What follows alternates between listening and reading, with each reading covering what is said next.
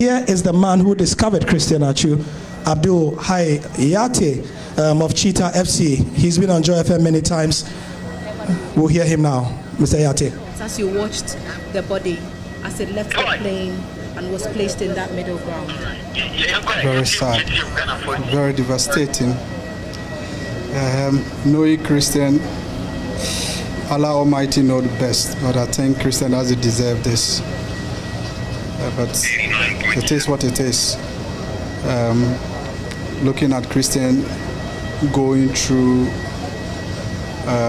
the cargo section of the plane, somebody who is used to sitting in the business class, being brought in this way, then it's a lesson for everybody who lives now, that there is a need for us to worship our Maker, stay humble, and then respect each other. Well, what would you say about Christian and the fact that he was such a humanitarian? Everybody has been speaking about it. I'm confused. I don't know which. Don't worry. Go with GTV first. Please, what your question again? How would you want him to be remembered? Like Gary said, he was such a humanitarian. He was such a selfless spirit. But his immortality is what we should think about. What should that be? What should that legacy be? I think for me, I would describe Christian as an angel on earth. Christian was a Christian. The way he does his things, sometimes you don't believe it. I think we need to remember Christian for his generosity, how humble he is, how determined he is. And I think this should inspire footballers, what I'm going to say.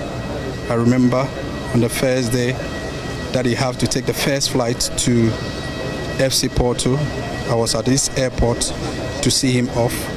And when he sat on the plane, he actually sent me a text message saying that, Mr. Yate, I really appreciate you. I'm not going to return. I'm going to succeed on these trials. He was left with 10 days for the January window 2010 to be over. And he said he was going to succeed. He was going to make me proud. He was going to make himself proud. He was going to play football to the highest level. And the world will hear the name Christian Atsu. I think 13 years today. You see, today we have the vice president here. We have big dignitaries around the world sending their condolence messages to Christian Atsu. You have big organizations like FIFA, CAF, the EPL, people around the world, the poorest, the wealthiest, the smallest village, are all actually saying good words of Christian Atsu. So it tells me that whatever he said to me when he boarded the plane, he have done it, but it saddened my heart that his last flight back to Ghana was the one that I have to come in and receive his body. But I think I'm very proud of him. Mr. Yate, you knew him more than most. And I'd have to ask, if he were here watching us right now, what would he tell the millions of people who are in tears and crying?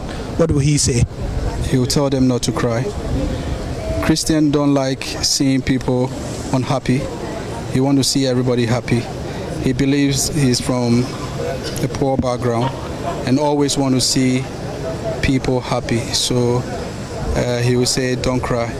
And I believe that is what we don't need to do, because we are crying. But God Almighty, who brought Christian to us, knows very well that he's come and accomplish whatever he wants him to do on earth.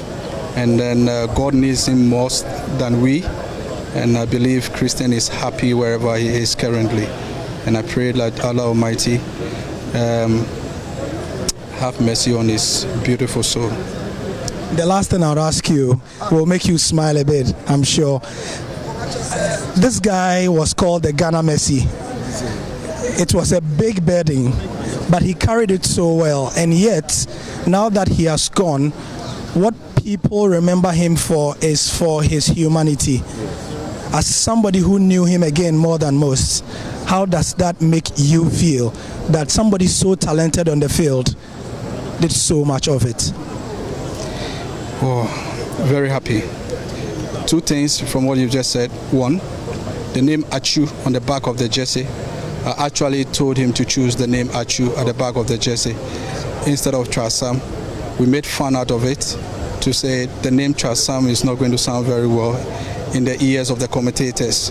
So I believe Atsu will be very nice. And when he went to FC Porto, he told me, I've forgotten the number, they've given him number 40 something, and he put in Atsu on the back of the jersey just as I wanted, and I said thank you.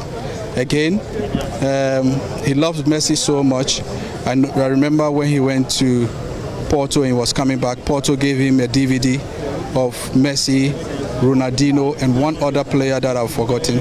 And then I told him, you are the black Messi, the African Messi. And then that name came to stand by. As you are saying, apart from his talent on the field, he took on to helping the needed, because he saw that he was from a poor background and he need to help people with whatever he achieved in playing football. Abdul-Hayye, condolences to you and to everybody else, and all the best. So that's Abdul-Hayye, popularly known as the man behind Cheetah FC, a football club in the lower divisions. But Christian has always been associated with that club because he was playing for them when famously a trial session was held, like you heard, somewhere between 2009 2010. Long story short, that's where his journey into Europe and into the global limelight started.